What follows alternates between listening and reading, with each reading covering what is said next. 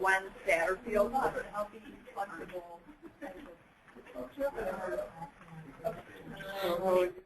Hi there. Very well. How about you? Good. Same old. Same old? Yeah.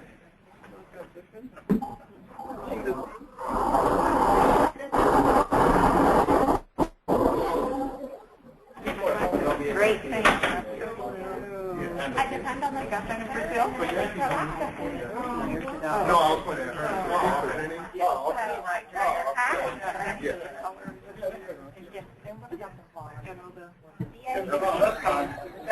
Yeah, that's like $1,000. It really, I went in January, it wasn't any colder. It's our, yeah, you only get but in the summer, you get it for 8 years.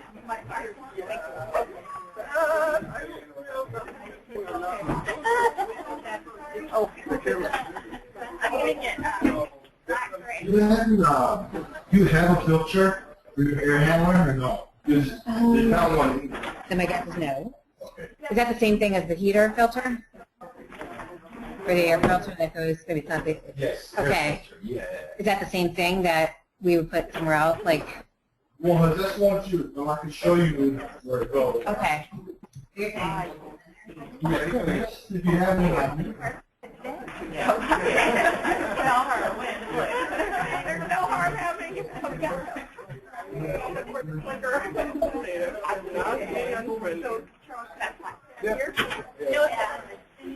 That's mine.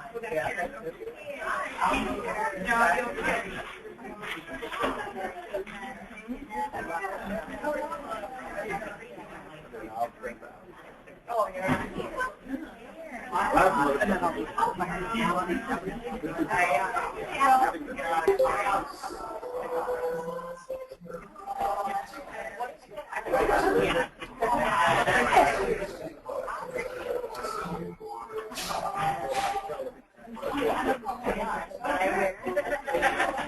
Hi, how are you? Well, how are you? Getting better every day. Almost there. It's interesting how we get by. I know, right? I used to be excited to come now. I'm excited to... It's your time. All right, and thank you for setting up. Thank you.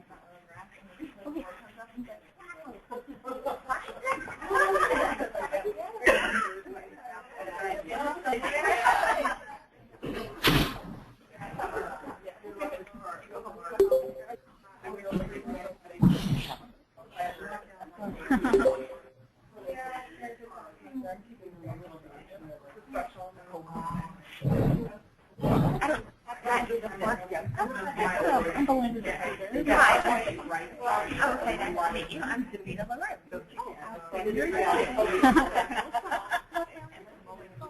I'm here in the second program. I am on the 23rd.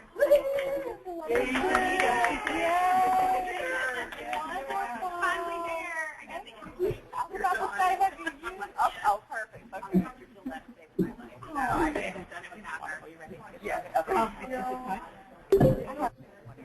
1 minute. Yeah. Yeah. No, she thinks you give us a thank you note. Oh, absolutely. I think that was the best thing this school has done in my 6 years of being here. Hi there. Sylvia is too yellow. I'm very sincere. No, the staff are so passionate about their work. I love it. They love it. That's what they do. Very unique comments from our chair saying, now what does I need to do this and what, how do I fix it? Could I interpret it for you, right? Yeah. It's fabulous.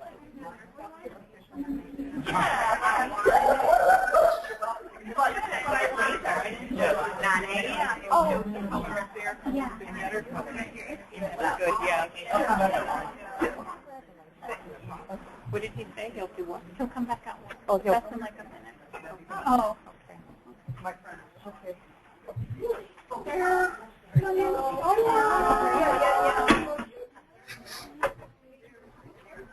think that we might take a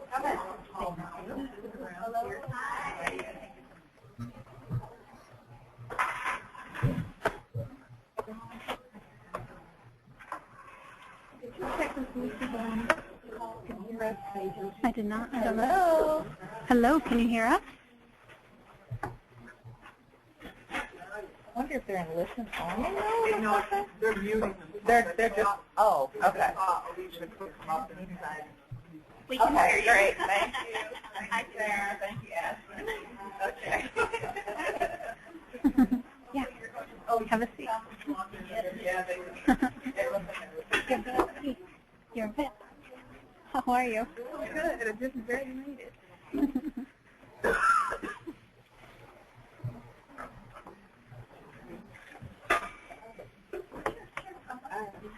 So, good afternoon, everyone.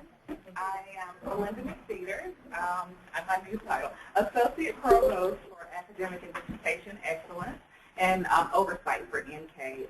I am indeed pleased to have an opportunity to introduce Patricia Arredondo, our Chicago campus president. And I have a wonderful bio to read to you because I feel like it's important that you guys know and that are very aware of all of the many accomplishments she has done. So Dr. Patricia Arredondo became president of the Chicago campus of CCSCP in February 2013. She joined the school after successfully serving in senior administrative roles with the University of Wisconsin, Milwaukee, and Arizona State University. Additionally, she led organizational consulting firm addressing diversity in the workplace in Boston for 13 years. As of June 2015, she has assumed a new position with TCSCP as Senior Advisor for Institutional Initiatives. In the academic world, Dr. Arredondo is a national leader and scholar on many fronts, extensively published in the areas of multicultural competency and development, immigrant issues and counseling with Latino, women's leadership, and organizational diversity. She has authored more than 100 refereed journal articles, book chapters, and training videos, and is regularly invited for keynote addresses nationally and internationally. Her latest book, Culturally Responsive Counseling for Latino, was published in 2014 by the American Counseling Association. Currently, Dr. Arredondo is also co-principal investigator on a 3-year training grant from the National Science Foundation that advances women of color in the STEM fields to administrative opportunities at historically black colleges and universities and tribal colleges. She considers herself a social justice advocate and an educator at heart. Civic and professional organization leadership is visible throughout Dr. Arredondo's career. She served as president of 4 national associations. Among these was the American Counseling Association, the largest counseling association in the world. She is the only Latina to serve in that position. Dr. Arredondo was also president of the American Psychological Association, Division 45, Society for Psychological Study of Ethnic Minority Issues, the Association of Multicultural Counseling and Development of the ACA, and the founding president of the National Latino Psychological Association. In the civic arena, Dr. Arredondo has always been active in community activities. Among her leadership roles were president of the board of the Family and Children's Services in Boston, on the board of the Diversity Leadership Committee for the City of Phoenix, vice chair of the Social Development Commission for Milwaukee County, the largest anti-poverty organization in Wisconsin, and more recently, she was appointed to the advisory board for Diversity MBA magazine in Chicago.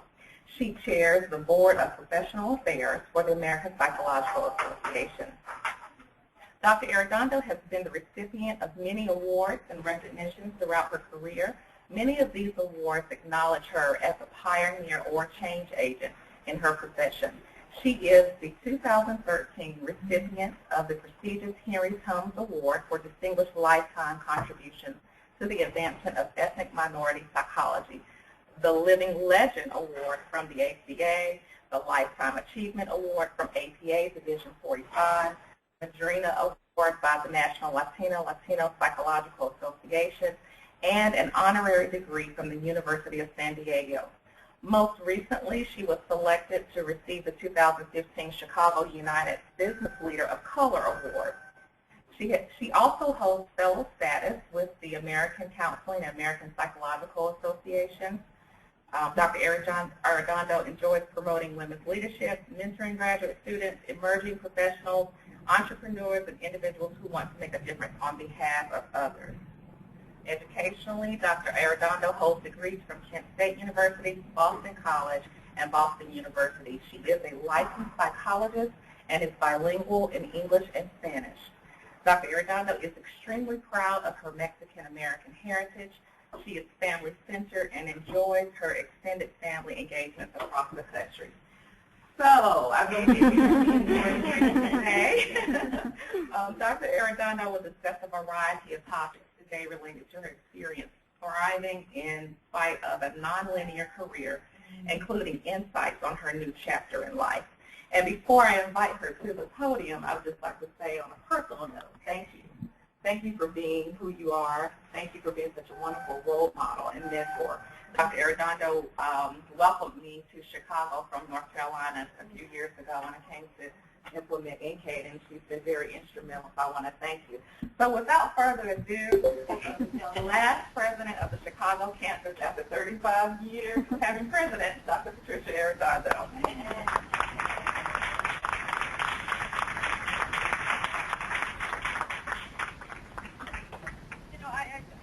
I told Belinda she didn't have to read this biography, and she insisted, and I did not impede her insistence.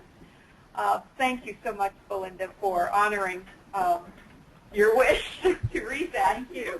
Thanks to all of you for being here. I'm going to be speaking without a microphone because the room doesn't have one, so I'll move around a little bit, but I guess not too far because there's supposedly a camera here. For the GoToMeeting, but actually what they need to see is the presentation, which are a few slides, not many, and actually to hear me. I want to thank the Women's Leadership Network, first and foremost, for your invitation to me to speak here today. And I think the Women's Leadership Network that we've established here at the campus is going to be a powerful catalyst for promoting inclusion, for promoting a sense of connectedness, a continued sense of connectedness among women and men, because I do see this as an us phenomenon. And I think third is that we have to be able to take charge collectively, individually and collectively, but it always benefits collectively. And just to mention, for those of you who have not been to one of the Women's Leadership Network breakfasts once a month, what we do is talk about topics such as authenticity.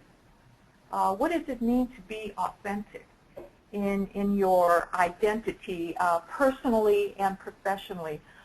We talk about power and power dynamics at work and how you manage those, how you think about those, how you manage those, how you understand those. So I mean, these apply to women and men alike. We also talk about leadership and how we exude leadership or express leadership even though we are not in roles or titles. We don't have a title that says you are a leader. However, for all of us, you know, we do have leadership capacity. And we talk about those topics together. So I share that because I see that what we're doing today is another way of advancing the work of the Women's Leadership Network that takes place on breakfast, at luncheons, in the library, conversations in the library that Kim and the other librarians have arranged. So I would like for a minute the women who are on the steering committee of the Women's Leadership Network, if you'll just kind of raise your hand so people can see that you are here and accounted for. Thank you for what you're doing for us. So they can see me, I guess. I just said I shouldn't move too far because people won't be able to see me. I select, thank you. No, I have to look. I don't want to.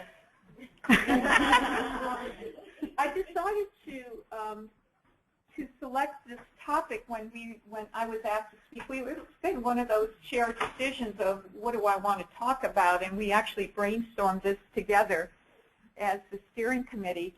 And I have often said that I have a nonlinear career. You know, I didn't go from A to B to C, and most of us don't anymore, so I don't think that's going to be so unusual. But I have also kind of reflected on kind of the different pathways I've taken in my career, which is why I call it nonlinear. And what came to mind is the work of a poet, Julia de Burgos, a Puerto Rican poet, and her poetry in Spanish is much more powerful than how it's portrayed here. Yo misma fui mi ruta. In other words, I created my own pathways. And at the time, she was a young professional, and her biography and autobiography tells about living in very oppressive situations where a woman's voice really did not have a lot of strength, a lot of consideration. And all she wanted to do, she had to find her own ways of doing it. So creating my own pathways, I think, is something probably many of us can identify with, women and men alike. But I always refer back to this quote because, for me, it speaks to my pathways that have been, as they say, nonlinear.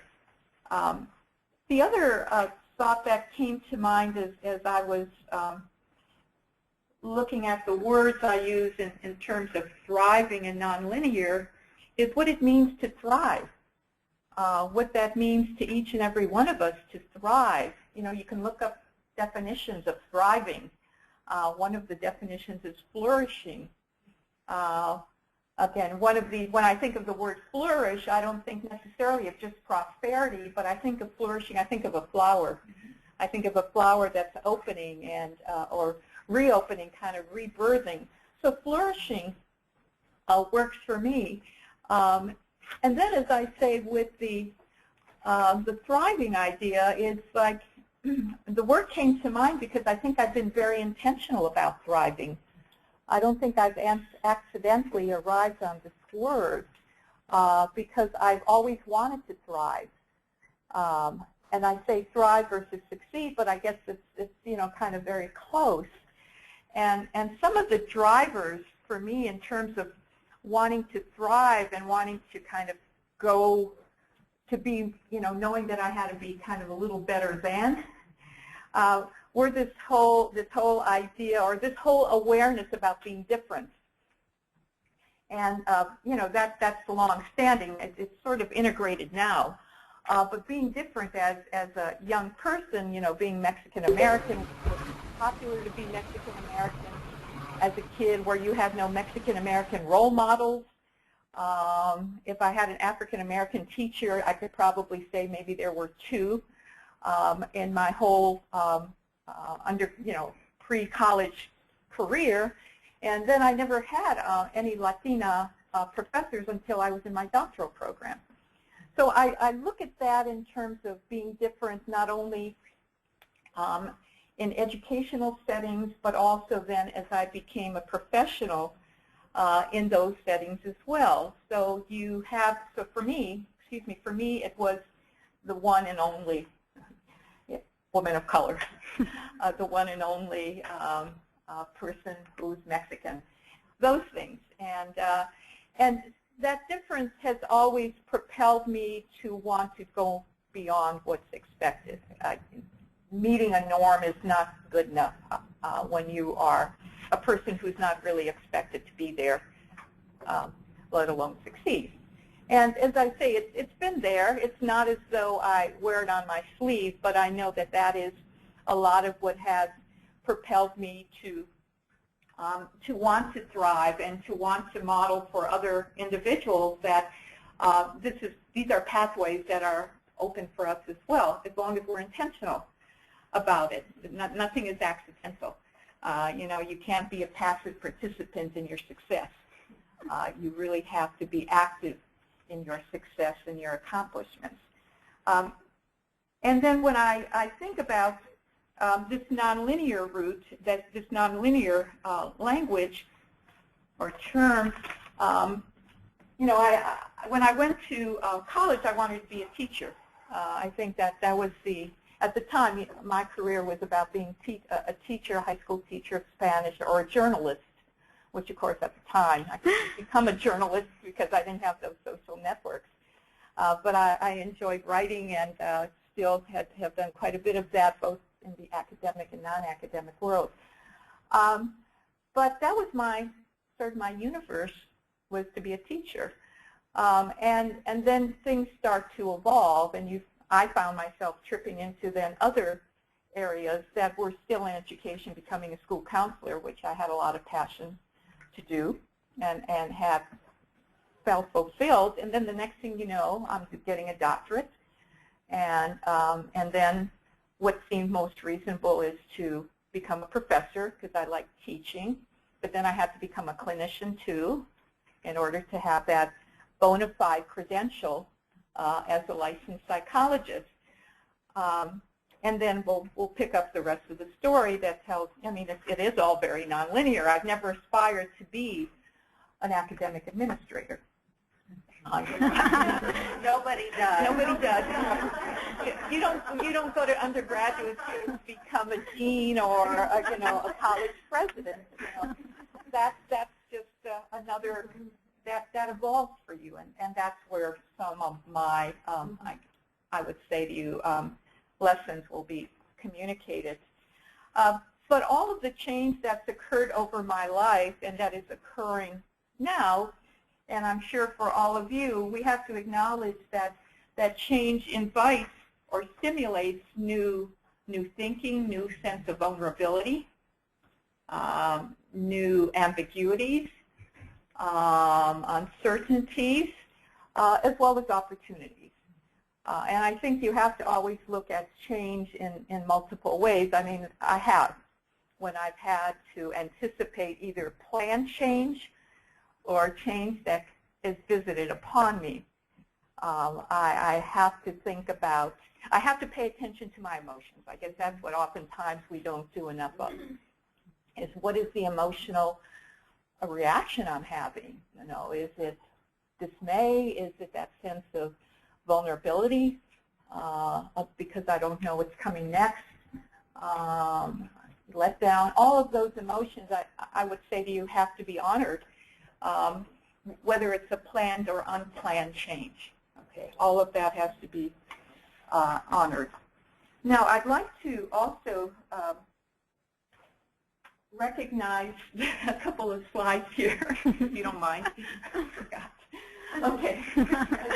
Throughout my career, there have been different kinds of influences on how my career has evolved. And I just kind of put these in this pathway with a question mark at the end because I started out in Lorain, Ohio, which is about 5 hours from here, and have had, you know, again, growing up in Lorain, Ohio, you never thought of going very far. You know, our summer vacations were in Youngstown, Ohio, seeing relatives, or you know, you didn't go anywhere. You went to Cedar Point. You did some very normal family things, but that was my world. And albeit we had other elements in the home that contributed to our kind of worldview expansion, whether it was the encyclopedias, the reading materials, the library card, all of those things were stimulants. But it was a working class steel mill city. And everyone's family worked at the steel mill, went to the bowling lanes, all of those things were part of my early upbringing. Till I met my dreams and went to Boston because I thought that was the universe, that was Nirvana was going to Boston. It was for me, you know, that's where it all started. So, you know, that's what the history books told you, right? And this is probably where I spent most of my personal and professional life to date was Boston, 28 years. So I had a huge life experience in Boston that I would say furthered my appreciation for cultural differences and diversity, got me very involved with civic activities, as I was probably on 6 or 7 nonprofit boards. And then also was where I'll talk about my consulting business that started here. Went to Phoenix. Once I went to Phoenix, I knew I would move more than once again. Because that was the big break was leaving Boston. You know, because there's so much. There was again a lot of fear about that. A lot of uncertainty about going to a place where I had no family or friends. Well, there were friends, but I had no family. And then from Phoenix to Milwaukee to Chicago, and then who knows where. Okay, so those are, you know, I probably will move again, but I put this on here because all of these places have had an influence in my nonlinear career. Next. Oh, okay. And along the way, there have been these various career identities that have formed. And these career identities went from teacher to counselor to professor to a consultant and business owner. I would put in there academic administrator. But thematic to all of this has been my focus on servant leadership. I really embrace that as part of my identity, is being a servant leader and making sure that whether it's in my professional role or my professional leadership associations, it's about giving back, of being a servant, and making sure other people come along and can really benefit from or gain an appreciation about servant leadership. I just think that I have personally gained so much from all of these professional leadership roles I've had since graduate school days. And for any graduate students in the room or on the phone, I can't encourage you enough about becoming involved with a professional association. It really has shaped and strengthened my sense of identity, but also helped me to thrive. I have to say it has helped me to thrive. When I had some bad moments in my career that I'll mention in a couple minutes, this really made a big difference to me to have those, the American Counseling Association at the time, to be kind of my place of refuge. And then there are many lifetime themes that I'm going to talk about.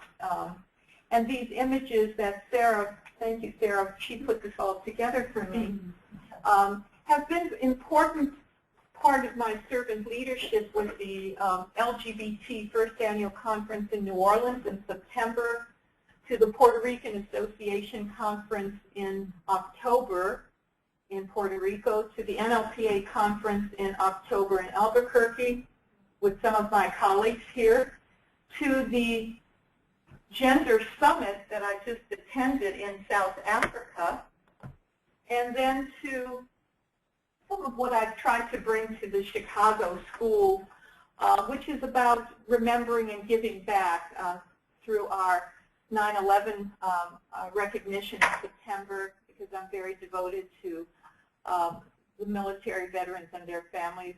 That's been part of, again, my career or professional servant leadership history.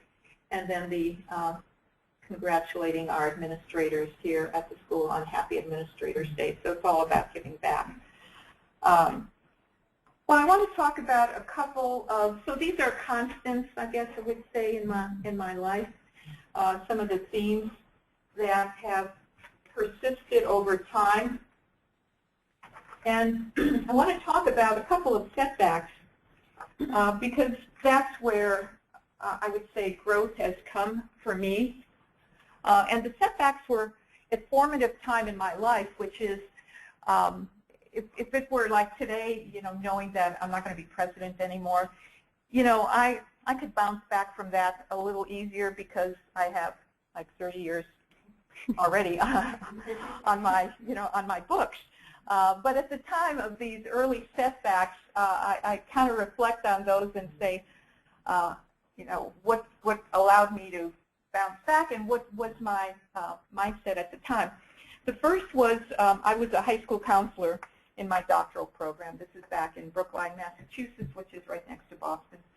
And I had been encouraged to apply for the position of director of the high school guidance program, which was this was a serious high school, Brookline High School, and I thought, well, I said to my boss, I said, I don't know if I want to do this. Oh, you'd be perfect for it, Patricia. You're in your doctoral program, blah, blah, blah. So I said, okay. Then I became a finalist. And once you become a finalist, then you're in the game. You're in the game emotionally. All right. I didn't get the position. I was devastated. So devastated. I still remember I walking across, I was at BU, then I went to BU, and after I heard, I went back to do something, and I ran into one of my professors, and I was a mess. And she said, what happened? And I'm crying and crying. And she said, don't worry, you know, it's just a job, and you're here to get your degree. And I mean, it was good consolation, because it was one of those reality tests. It's like, let's get over it, okay. But what I would say to you as I reflected on why I did not get the position, a couple things I realized is that one is that other people have dreams, and if they're not your dreams, you have to always be very careful, you know. And so I was kind of fulfilling someone else's expectations by doing this, because it wasn't on my priority list. So being aware of that. I think second is I recognized where race fit into this. And I had, you know, had a very nice life career-wise up to that point. And I realized that our Brookline High School was known as a flagship or a lighthouse high school in Massachusetts. And we were known for catering to high-end professional parents who were white and Jewish. And I didn't fit that profile. And, you know, I had a hard time accepting that. No one ever verbally said that, of course. Insight tells you that. And that was something I walked away with in terms of lesson learned. And then the second step, but what I did, okay, I finished my degree, obviously, and went to teach at the University of New Hampshire for a year, and then came back to Boston University because I had a grant that I became PI for, a grant that was at BU with one of my former advisors. I had to go back to BU, which was fine because my husband was there and it was better. I came back to BU as an assistant professor in a department of counseling at the time in the School of Education. And it was one of these dysfunctional departments. I have to say it was a dysfunctional department. I didn't know that at the time, you know. I caught on pretty fast.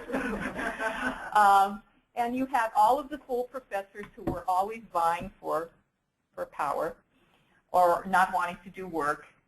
And we had a lot of folks then senior professors who took the option of, you know, I'll take my sabbatical or I'm going to take time off. And then you had professors who started leaving. Okay, here's where I wasn't paying attention. They were all junior professors. And I ended up, by the time I left BU in 1986, I had chaired 23 dissertations. Totally crazy, okay? Because I picked up everyone else's students. Okay, people just walked away, students were left without chairs. I wouldn't advise that on anyone. However, it's what I felt obligated to do. I mean, I couldn't abandon these students. And I'm teaching, doing this. I'm overseeing the grant, which was a really wonderful bilingual bicultural counselor training grant, 3 years of funding. And then, you know, it's time to get reviewed for tenure. Okay.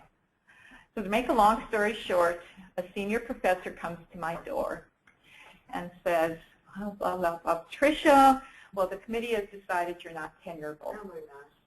And yeah, I know, it's like your mouth drops, and my mouth drops. And I said, excuse me, Jane? And so, well, yeah, we don't think you've, you know, written a book yet, and blah, blah. And I had referee journal articles published by that time. And I was doing all these other things, and I said, okay, I'm not tenurable. Well, what did I learn by all of this? This is not, I'm going to fast forward. This is one, you really have to pay attention to the organizational culture of where you're working. Pay attention to the organizational culture. What I wasn't kind of computing with all these people who had left were junior professors who were not tenured, who did not become tenured. Okay, so I was just one more of them. And I'm going to drop a couple names of people who ended up not being tenured at Boston University, and one was Oliva Espine, and the second was Ron Levant. And Ron Levant went on to become president of APA. Ron and I will see each other, and we laugh, and we say, remember? Yes, we remember. And sometimes Oliva's been in our company at an APA conference, and the three of us will just say, wow, can you believe that happened? It did. And for me, it was a tough time in my life. I was going through some personal changes, and I had to think of how I was going to regroup. And I remember a senior professor in another department said, Patricia, you just have to leave. Just leave. He said, this is not a place where you will thrive. I think he actually used that word. You're not going to thrive here. You're not going to succeed here. This place is messed up. And great piece of advice. But it burnt me on going to higher education at that time. There were positions open in Boston, and I just could not see myself going into another university. It just felt, you know, I felt burnt. I just felt no trust and all. And I incorporated that, and I decided I would take the next year to get myself organized, because I was thinking about what else might I want to do, because life was crazy there. And here was my thought process. I knew I had these skills as a psychologist, okay, where we know how to do assessment, where we know how to evaluate, we know how we have communication skills, we know how to conduct research. I mean, those are all discrete skills, part of a package, albeit. I also knew how to teach. I wanted to be independent. I wanted to be autonomous. I didn't want to have another boss. So I had to think about how I was going to leverage those skills and my desires to make a difference. And I had worked at a women's psychological center. I had Boston Psychological Center for Women. I was there as a therapist. And I thought, I'm going to focus on women's development, women's empowerment. So I started empowerment workshops, which was my company in Boston. And it gave me a platform for for a number of years, but to accomplish a lot of what I value in higher education, except in a different setting. My passion for advancing diversity. And so it was diversity in the workplace. And so my company was about advancing diversity in the workplace. Second is I had the opportunity to step into a whole new world that I never, you know, I'm not an MBA or anything. I went through a whole new self-education process because I wanted to feel competent in that world of business. And when I talk about business, I was working with banks. I was working with hospitals, which felt a little more familiar, albeit they were in denial about diversity when I first started out. Oh, no, thank you. We really are fine here. And my big break is everybody, you know, I went and got small business training. What I feel very successful about empowerment workshops is, mind you, I was self-employed. I had my own hospital, my own medical care, my own pay. I had to pay a mortgage, I had to pay rent, because in those days you didn't do online work. I mean, you had an office. And I did, and I'll tell you what paved the way initially was my private practice. But once I got my first big contract with the Gillette company, you know, my private practice, which I knew I wanted to not do forever, I was able to go down, and I could say no to client referrals. But the success I felt was stepping into a whole new world of work where I could feel validated by others who appreciated the knowledge I was bringing into the workplace, by a team of people that worked with me as co-consultants, and about knowing that we were, you know, slowly making a difference in the world of work. So a setback became a game changer. I always look at empowerment workshops as a game changer for me because I truly came to appreciate how I could put my wit and my passion into practice and really thrive those years that I led my company and did work nationally and internationally. And, you know, some of it is just, as you could say, being in the right place at the right time. For the first break, albeit I had to do my homework to get to that first break to have Gillette take me on as their consultant. And I worked with them for 7 years as a consultant. I learned a lot about that world. And then I guess my nonlinear career, and this is sometimes where we all have to assess how we're feeling about what we're doing. It was very competitive being in this sector of work. There were a number of diversity consultants around, and I knew that if I wanted to stay in the game, I had to invest more of my own money into this because I don't believe in bank loans. I didn't, you know, I could have, but, you know, my family ethic is, you know, you pay your way. And I thought, well, I don't know. I was already thinking about it. And then I got a call and said, we have this position at Arizona State, you know, would you ever think about it? Someone who had called me in the past, and I had always said no, but then I listened. And just the idea that I listened told me that I was ready for something else. And then I took the position, went back to higher education at Arizona State, and that to me was a game changer. As I said, not only did I leave Boston, but I retracked into higher education, and more importantly, into academic administration. And I have to say that the folks I worked with at ASU really gave me the breaks to the opportunities to move into academic administration after being there only 2 years. I became the department chair. I networked myself all around campus. I know how to do that. You know, having been in the business world where you had to go out, you had to find the business, you had to show up at things, I mean, it was the natural thing to do. And I just had to continue to put that behavior into practice. So I met everyone, I think. It was just came natural to do. I go meet the dean of this. Hi, I'm new on the campus. Did they care? I don't know. I needed to make those connections. And then I got invited to be an assistant vice president for strategic initiatives for ASU. And this was all enrollment planning. ASU had a new president. We were going to be, how many? 90,000 students by 2019. That was the goal. I mean, I have to tell you, Michael Crow is very disciplined. ASU has 72,000 students right now, okay, and we're not at 2019. So, you know, you do your homework. You know, you're in the Valley of the Sun where, you know, people are moving in and staying. So I got brought into that. Had to run all over Phoenix and Mesa, Arizona to meet people, to help build the enrollment planning strategy. Again, for me, it was a new area of higher education, but one where my skill sets could work. You know, so I just had to learn, you know, the content.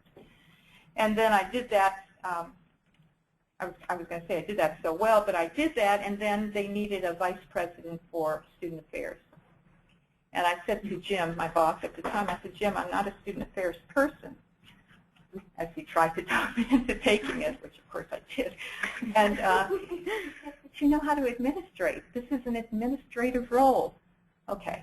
I did that for 2 years, and student affairs, entire new area, but again, at the big level, high level, I had 400 and some people reporting to me, 12 direct reports, you know, $1 million budgets, and just great learning about how a university works. And being with a president, Michael Crow to me is like a premier president who had vision and who could convince someone like me that I really wanted to work with him and for him. And I remember the only thing he said to me when I got appointed, he said, "Patricia, remember, you are now an institutional leader, and you're not a faculty person anymore. You're an institutional leader. So, you know, people tell you when you become an institutional leader, you go into the dark side." So I'm part of the dark side. For whatever it's worth, I think, you know, we have to kind of look at what works together. ASU was wonderful, again, academic administration.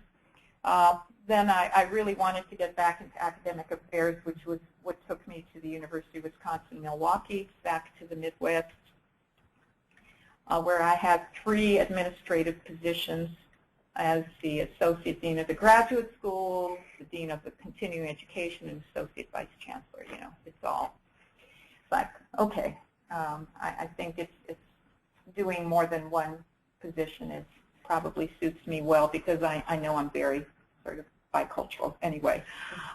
So it gives me a chance to have a foot in a number of different places. And then the opportunity to come to this professional school occurred, and I'll tell you what really stimulated my coming here was working with graduate students. I just love working with graduate students. I sat in on a dissertation defense earlier today for a little while, and it's exciting. It's exciting to work with graduate students, and that I think has been one of the joys of being here, is knowing that we're preparing the future professionals, and that, you know, this work is terribly important. So if we look at the next couple of slides, and then I'll stop. There have been a lot of motivators along the way. You know, my family, and that's my mom. But knowing that, I think I'm not an immigrant, but my grandmother and my dad are, and I think I have that immigrant spirit, though, which is to, you know, to take risks, to kind of create, again, is creating your own pathway, but knowing that you can't wait for someone else to necessarily tell you how to do it. You've got to figure it out. And that was the spirit of my maternal grandmother and my dad, who I look at as both feminists. She was a true feminist, and he was too, because he never said you can't do it because you're a girl. That kind of feminist support and mindset is I learned that early from them. And then my mother was more traditional. So I learned, you know, the importance of conservatism, because I'm sort of a conservative person. You may not think that, but I am. I'm more of a traditionalist in many ways, and I've kind of opened up a little bit more over the years. All of that is, you know, about preserving reputation, and my mother was very reputation conscious in our small working class community, you know. And that I valued as well. So those are forces. Of course, mentorship I had along the way. And then always a desire to make a difference and have impact. And that's why I say that early recognition of being different is what motivated me to want to prove, and at the time I would use the word prove to myself, that, you know, Mexicans or Latinos could do this too. Even though we weren't the leaders, that we could still do it.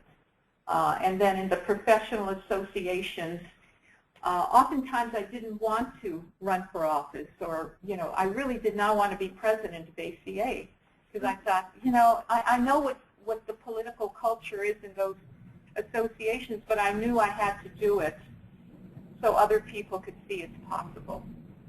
And I would say to you, I've done that in many of, you know, whether it's APA, ACA, it's really not about me. It's really about making sure that other people know that they can get there as well, particularly people who are underrepresented in these professional organizations. And we always have allies, and you know, those are colleagues of mine that we've worked together to make a difference, whether it's with Tom Parham or Daryl Wingstu or Alan Ivey, and I'm dropping names because those are all my friends and colleagues. And, you know, we have been there as support systems in the field because we want to make a difference and have impact. What's next, Sarah? Thriving. Okay, thriving. Okay. So what are some of my touchstones for thriving? And I thought about this, and they all come up with T's. Tricia. What else? No. But they did. I mean, they just, so it's always about planning. It's always about being prepared. And I said this to the huddle the day after the announcement came out about my moving on. I said, you have to be prepared.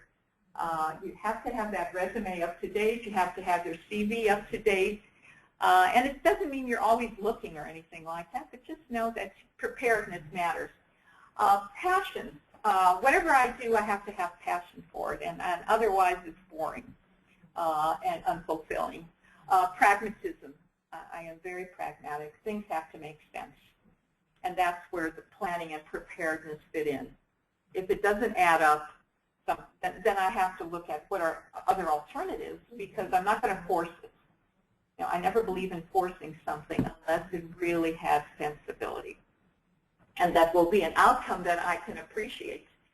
And then I persist. If I believe something is that important and I have the passion to do it, then I'll persist.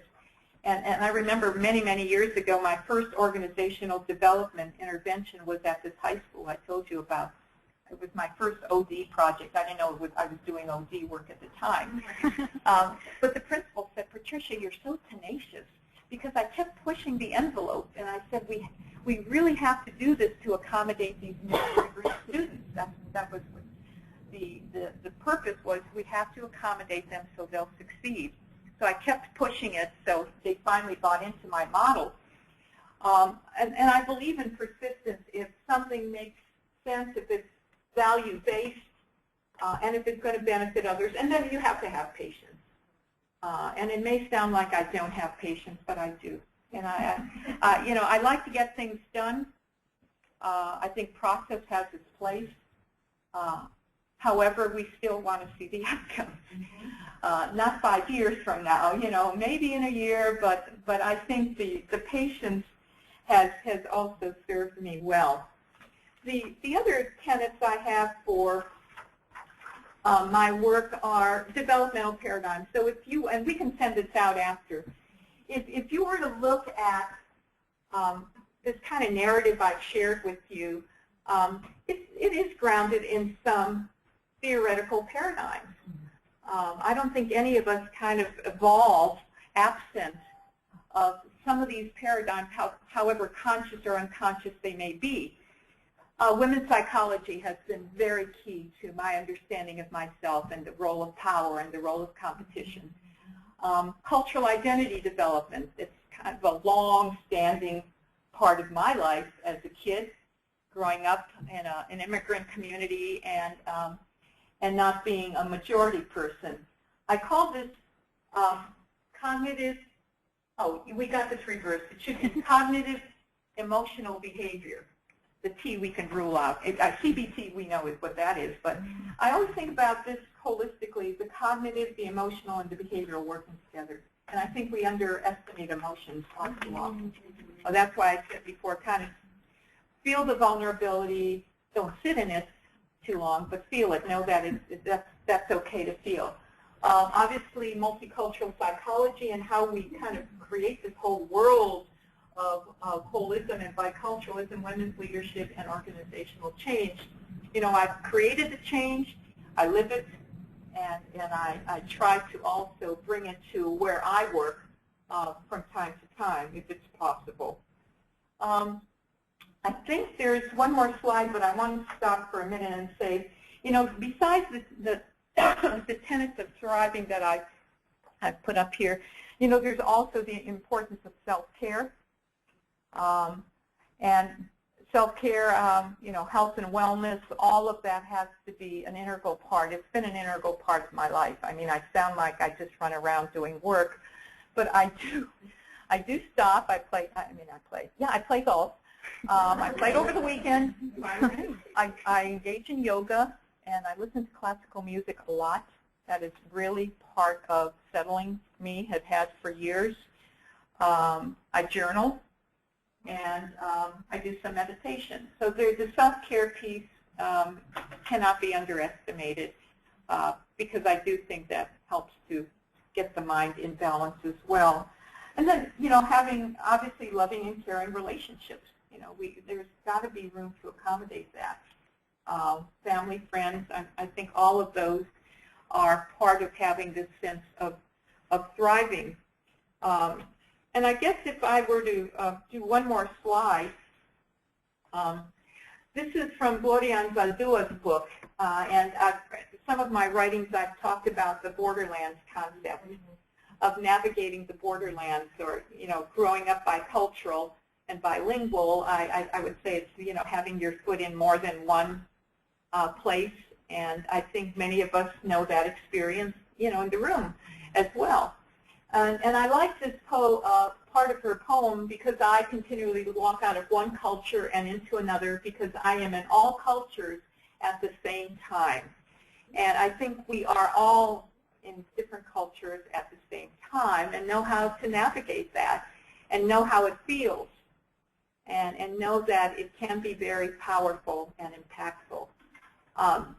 And I guess if I were to just close and leave about 10 minutes for questions, it would be that my one regret is that I'm not going to be here longer. I have to admit that. I've never been at a work environment for 2 years or less.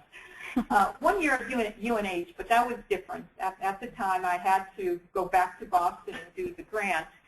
But I do feel sad about not being able to stay longer. I thought we've gotten some great stuff underway, great initiatives underway. The Institute for Professional and Continuing Studies, and I think more than anything, I feel a sense of community with all of you. I really do feel connected. And when I came here, one of the first things I said I was going to do was try to build relationships and build a sense of community. And I really think we've made great strides in that, and how people participate. I mean, there's great participation, and so that's one regret I have. I will stay on, as Belinda said, to be in this position as senior advisor for institutional initiatives. It's a very part-time position. So I will, obviously, you're not going to be seeing a lot of me. However, I'm accessible, as most of you know. And I just so appreciate, again, the way I've been able to learn and work with you and grow with you these last couple of years. Thank you so much for joining me today. Thank you again to the Women's Leadership Network for making this all possible. Thank you.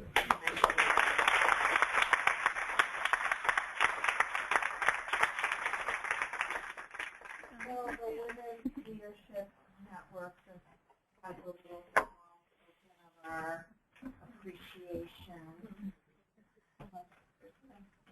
Beautiful orchid. Thank you so much.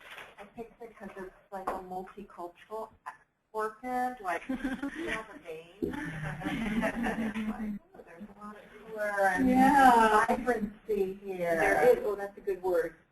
Vibrancy. But I just wanted to say, I think if you look around the room, you see all facets of our community represented here. Staff, students, faculty, administrators, and I think that is the gift that you gave us, that you brought us together, and that is going to stay with us forever. And I mean, I just think that speaks to your legacy of connection and helping us to feel that, together we can do great things. So, thank you. Thank you. Thank you. Well, now you have to sustain these connections, Kristen, right? And all of you. You have to sustain the connection. Yeah. And I'm confident that you will do that. You will? Okay, great. Thank you. Thank you for those wonderful words. We have a few minutes, 5 minutes, 6 minutes. Is there anyone anyone who wants to ask a question? No, they all went away? I don't know. Anyone in the room who wants to say anything or comment or ask a question? Anything that? didn't make sense or whatever. Well, I'd love if you could just say, what do you think are the strengths of our community, and how can we, I guess, build upon those to move forward? You said some of it already, Kristen, is that just the sense of the people in the room, the people on the phone, the people who come to Third Thursday, who participate in some of the campus-wide activities. I think that is what you have all co-created with me, and that the leadership continues by you. And that's the way I always say that, I've always stepped into a void to take something on where I thought it needed to be done or needed to continue. I think the table is set for all of you to continue to advance the sense of connection. And there are many threads that you can pick up and just go with. All right? The leadership is from within. Nancy. I wondered if you could share a feminist in me alone to the idea of servant leadership. And I think it's very feminist. So can you share with us your concept and explain a bit more about how you think about servant leadership? Well, it has such a long history. And what I would say, thank you, Rachel, what I would say is it's tied to volunteerism. And it's tied to engaging where I think I could make a difference even though it was small. I'll give you my first servant leadership example. In Lorain, Ohio, there was a Puerto Rican church that was set up, a chapel, we called it, Sacred Heart Chapel, because there were a lot of people who came from Puerto Rico to work in the steel mill. They didn't speak any English. They were not they were poor. And they were getting service at the church. And what I decided was I wanted to go to that church to see if I could help in some way. I was probably between the ages of 10 and 12. And I did speak Spanish, because I grew up speaking English and Spanish. And I went and I talked to the nuns, kind of watched the nuns, what they were doing, and then kind of cozied up and asked if I could help. And I did. They asked me to do things there that were, whether I think it was handing out some clothes and, maybe taking names down at one point. So I went on Saturdays to do that. And fortunately, my mother approved because it was related to a church-type thing. Otherwise, it wouldn't have happened. But for me, that's part of my servant leadership model. It's about equity too, and making sure that I had the privilege of doing that. And I always talk about privilege in my talks. That I had the privilege of doing that. I was at the side that could contribute and be helpful, and it was received. And for me, servant leadership is also not about people telling you how wonderful you are. It's about giving without that expectation. And I think that's something I also learned growing up in our family, which is, you help one another. And I'm not going to get paid to do it. You're supposed to do it.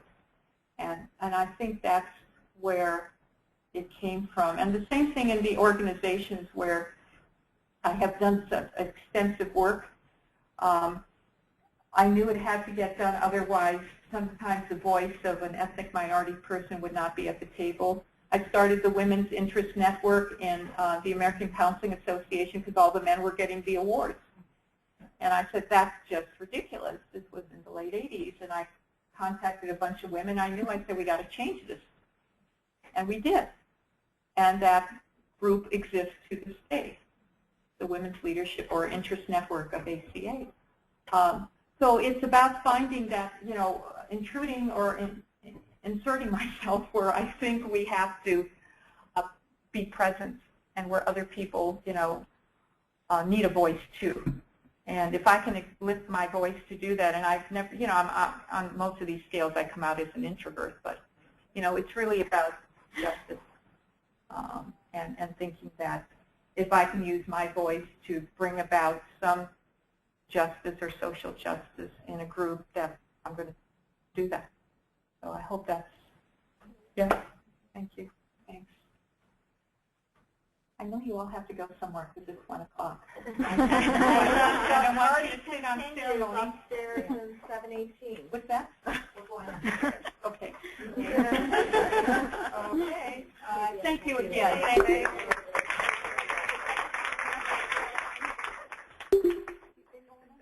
See you later.